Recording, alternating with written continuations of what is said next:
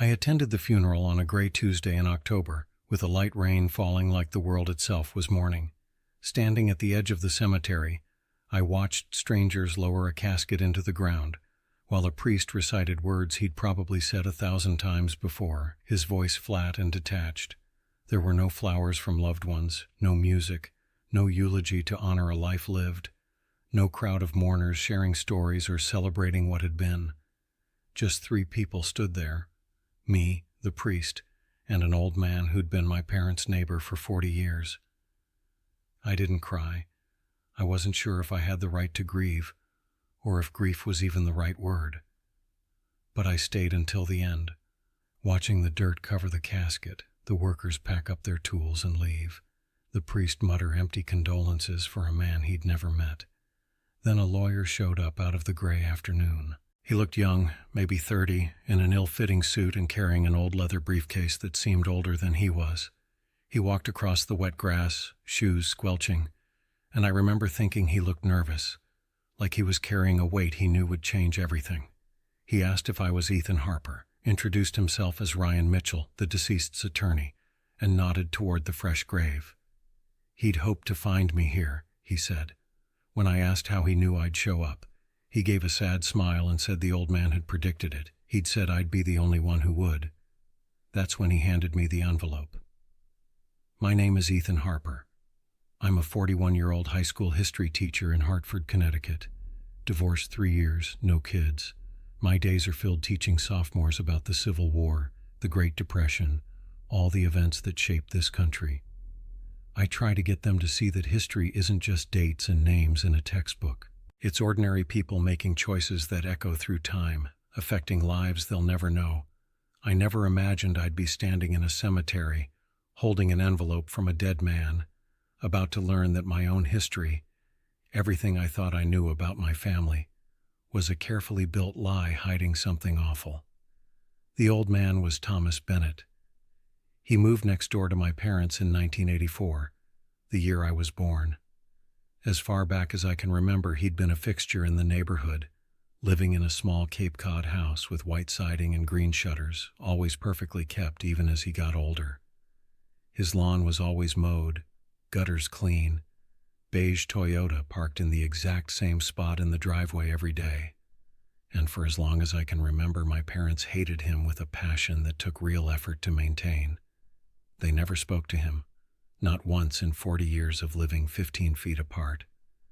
If they spotted him getting the mail, they'd duck inside mid-task. If they passed him walking the dog, they'd cross the street, yanking the leash so hard the dog yelped. If he waved, they'd stare right through him like he wasn't there. They built a 10-foot privacy fence between the properties, the maximum the city allowed. My dad spent a whole weekend putting it up by himself, refusing help, hammering each post into the ground like he was settling a score. When it was done, he stood back and said with satisfaction that now they wouldn't have to see him anymore. They sued him 3 times. The first was over a tree branch that hung 2 feet over the property line. Totally harmless.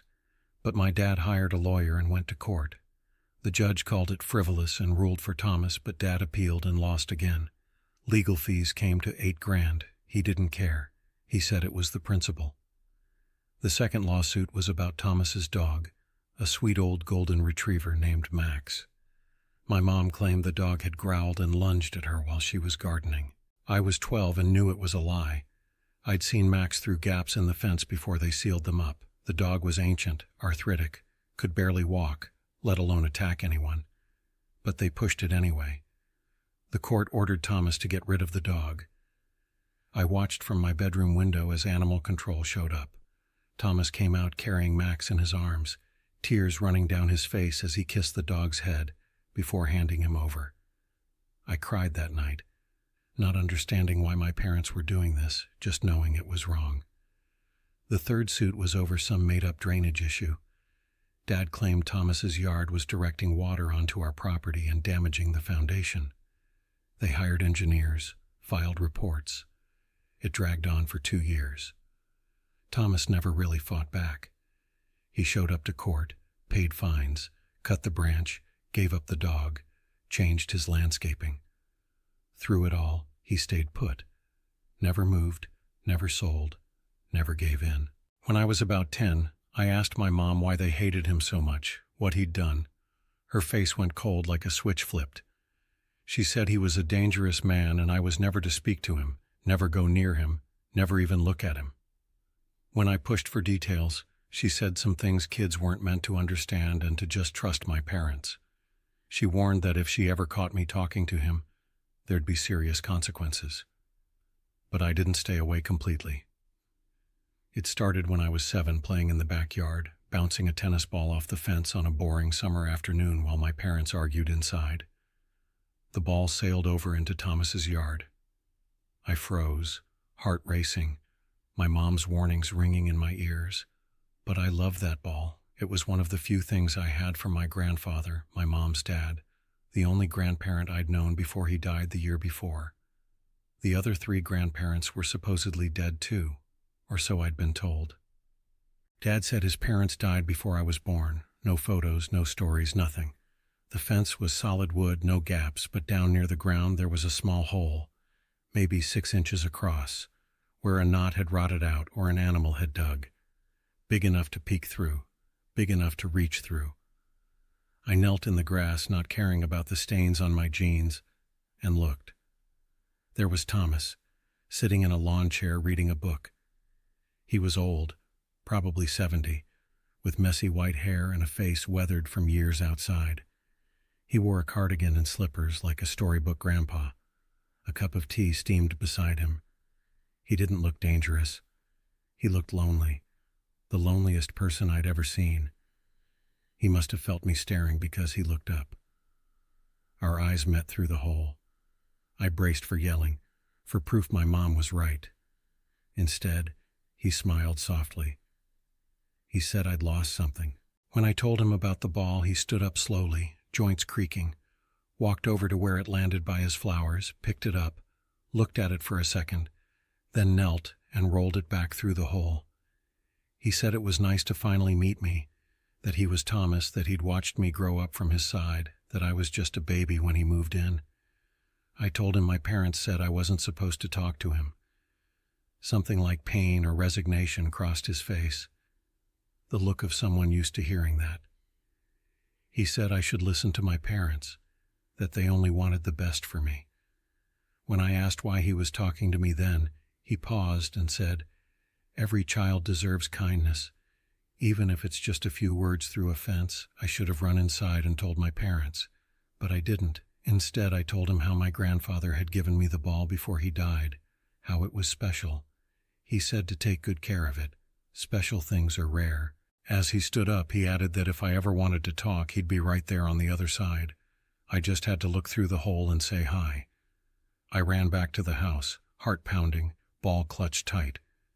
I never told anyone, but I went back the next day and the day after. That hole became our secret portal. Every afternoon that summer, when my parents were distracted or fighting or too caught up in their own stuff to notice, I'd sneak out to the fence. I'd kneel, and Thomas would drag his lawn chair over, and we'd talk. About school, my friends, books I was reading. He asked what subjects I liked. I said history, that it felt like detective work, piecing together clues to figure out how we got here. He said I had a curious mind and to never lose it. He told me stories from his life, places he'd traveled when he was younger, Italy, France, Egypt. He'd seen the pyramids, the Eiffel Tower, Pompeii. He described them so vividly I could almost feel the hot sand or the wind up high. Sometimes he'd reach through and hand me things, candy, comic books. Once, a little wooden bird he'd carved himself. He said he used to carve a lot as a kid, that his dad taught him, and making something with your hands was good for the soul. I hid everything in a shoebox under my bed, terrified my parents would find it and uncover my secret. Those talks went on for years, through elementary, middle school, early high school. I'd steal moments at the fence whenever I could with the man my parents called dangerous. He watched me grow up through that hole. He cheered my wins, comforted my losses, listened to teenage drama about girls and friends.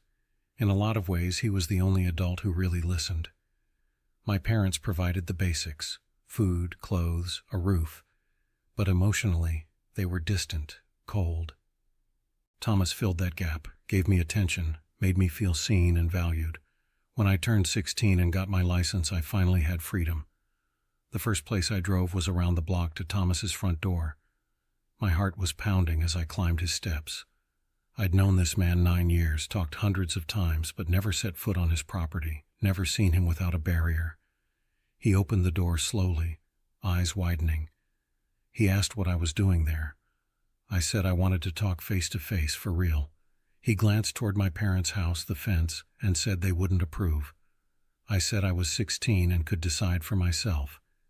He studied me a long moment, then something softened. He told me to come in quick. His house was small but warm, books everywhere, stacked on tables, overflowing shelves on every wall. Novels, histories, biographies, travel books. More than I'd seen outside a library. Photos on the walls of places he'd described. Landscapes, cities. One showed a young guy on a mountain, arms wide, grinning. I asked if it was him. He said, yeah, a long time ago, before everything changed. The living room felt cozy in a way our house never did. Fireplace, worn armchair, knitted blanket on the couch, a cat napping on the windowsill. Her name was Luna. She'd shown up years ago and stayed. Sometimes, he said, the best family is the one that chooses you. We sat and just looked at each other for a minute, finally seeing the whole person after years of pieces through wood. He said it felt strange having me there, that he'd imagined it so many times. We talked for 3 hours, deeper than before. I opened up about my parents, the coldness at home, feeling like an outsider in my own family. He listened without judging. When I finished, he said family is complicated, that sometimes the people supposed to love you most hurt you deepest, but that doesn't mean you're unlovable. It means they're broken in ways you can't fix. I started visiting regularly, twice a week or more. My parents never knew, never asked where I was, too wrapped up in their failing marriage. When I left for college at 18, Thomas was the only one who cried. He hugged me on his porch for the first time. Frail, smaller than I'd imagined, bones thin under his cardigan. He said he was so proud, to remember that no matter what. I promised I'd visit. He said he'd always be right next door. I did come back, every break, every summer, even through grad school, teaching cert, even after marrying a woman named Laura who never got why I spent so much time with the weird old neighbor. Laura and I divorced after 6 years. We wanted different things. We were different people. She wasn't wrong. I'd always held back, kept secrets, lived a double life, the public one and the one in that little house next door. In my 20s, our talks got shorter. He seemed tired, distant. Sometimes he'd look at me like he wanted to say something big but couldn't. When I'd ask if he was okay, he'd blame old age, say not to worry. In my 30s, he declined fast, memory fading, repeating stories, losing threads mid-sentence, mobility gone. He relied on deliveries and whatever help I could give. I offered to move him somewhere with care. He refused flat out, said he had to stay. When I asked why, he said because that's where I was. The last time I saw him alive was 2 weeks before the funeral. He was in the hospital, 90 years finally catching up. I held his hand as he whispered he should have told me years ago. When I asked what, he drifted off. I never got the answer until the funeral, the lawyer, the envelope. I opened it in my car, hands shaking. Rain had stopped, but the sky was still heavy. I sat in the empty cemetery lot and read the letter that upended everything. One sheet, in handwriting I knew. From birthday gifts through the fence, notes in comics, labels on his books. It started by calling me his grandson Ethan, saying if I was reading this he was gone, and I finally knew. He apologized for the silence but needed me to understand. My father was his son, real name David Bennett, not Harper. Thomas's only child, raised alone after his mom died when David was 10. Thomas gave him everything, loved him fiercely. Then, 45 years ago, David did something terrible. Thomas didn't spell it out. He said the proof was in his attic, in a box labeled The Truth, Photos, documents, clippings, a letter in David's handwriting, everything to explain what happened and why. When Thomas confronted him, David gave an ultimatum: stay quiet or lose him forever. Thomas couldn't stay quiet, so David cut him off, changed his name, moved, built a new life and story, told everyone his father was dead. But Thomas couldn't let go of me, his grandson, his blood, his only remaining family. So he did what some would call insane, sold everything and bought the house next door. He wanted to watch me grow, be near me, even if from afar. Dad recognized him right away but couldn't stop the sale, only make sure I never knew the truth. Called him dangerous, built fences, sued, did everything to keep us apart. But he couldn't stop Thomas's love, couldn't stop the hole in the fence, the gifts, the talks. Every moment with me was a treasure Thomas felt he didn't deserve.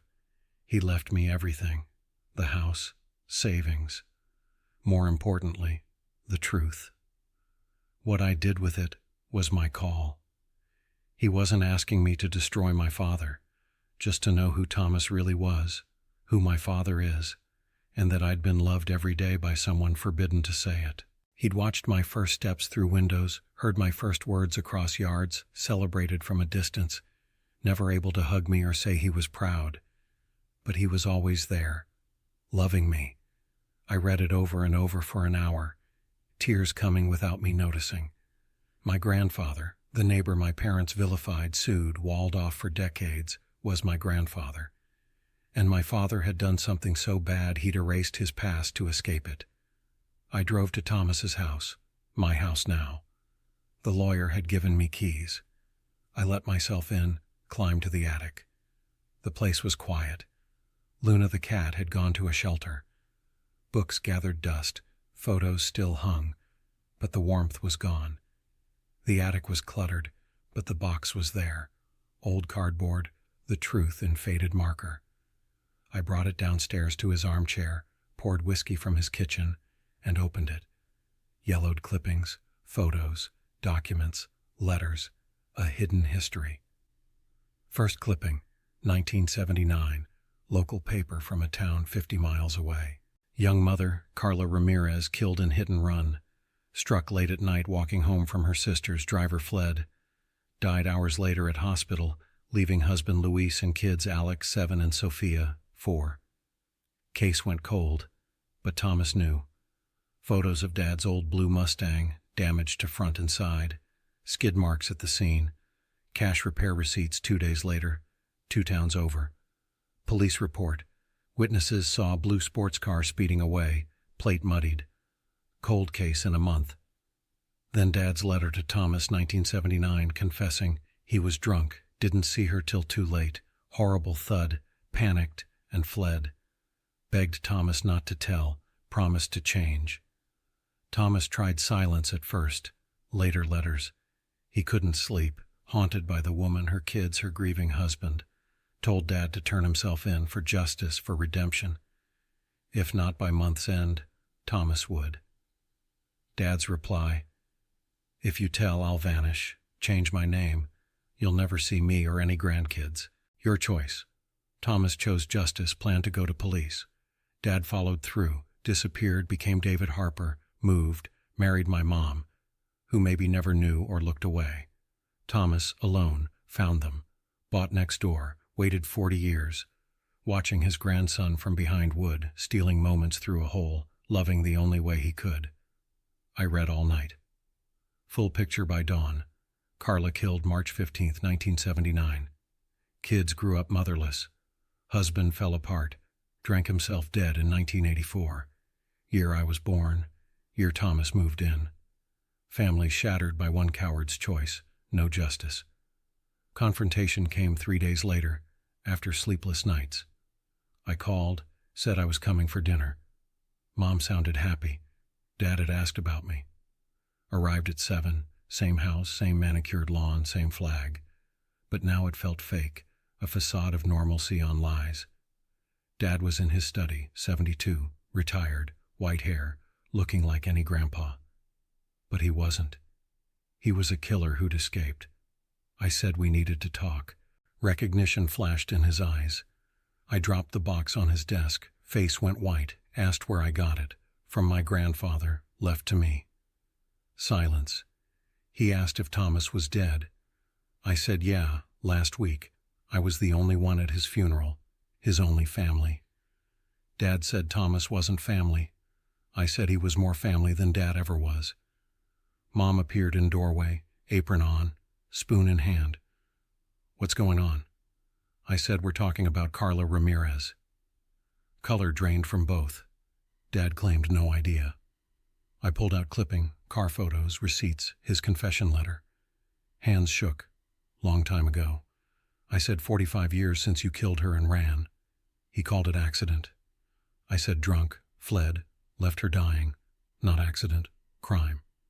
He was 23, scared, mistake. I said leaving her was a choice. Make me understand cutting off your dad for wanting right, raising me to hate the man who loved me most. Mom cried. Dad slumped, gray-faced. Said prison would have ended his life. I said hers ended, her kids destroyed, husband drank to death while he got career, family, suburbs. He lived with guilt daily. Looked pretty comfortable to me. 45 years normal while her kids had none. What do you want?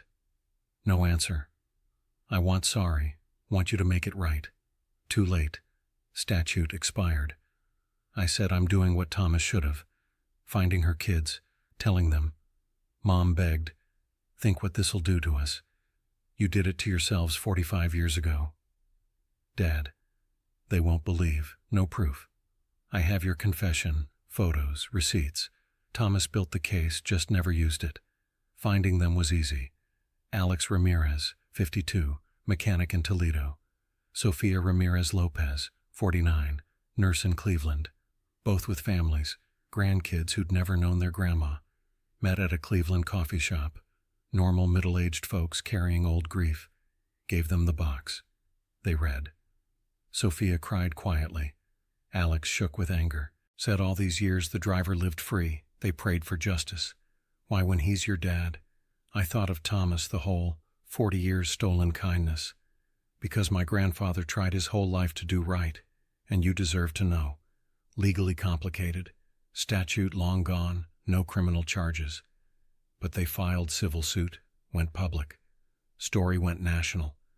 Dad's perfect life collapsed. Friends gone, neighbors horrified. The ones who'd backed his war on Thomas. Mom moved out, finally facing truth. I inherited the house, moved in, new chapter in my grandfather's home. Found more. Distant photos of me through windows, journal of our fence talks, unsent birthday cards to grandson Ethan. He'd loved me every day 40 years, never able to say. I visit his grave Sundays, tell him about my week, students, life. I get now why he stayed, watched, never quit. Thomas Bennett wasn't dangerous. He was a grandfather who sacrificed everything to be near me. That's love I never knew, love I want to live up to. Alex and Sophia visit sometimes. We're something like family now, tied by tragedy and truth. They share about their mom. I share about Thomas, the quiet hero next door waiting to make it right. Fence is gone. I tore it down first week. Just open grass between houses now. Dad wrote last month from Florida, alone, ruined. Says sorry, understands, hopes for forgiveness someday. Haven't replied. Maybe one day. Forgiveness might be possible even for this. But I'm still processing, grieving the father I thought I had, marveling at the grandfather I almost missed. History is people making choices that ripple on. Dad chose to run, hide himself over a dying woman and her kids. Thomas chose to stay, watch, love from behind a fence even when silenced. I'm choosing now, truth over lies, justice over silence, to be the man Thomas knew I could be. The fence is gone, secrets out, truth free.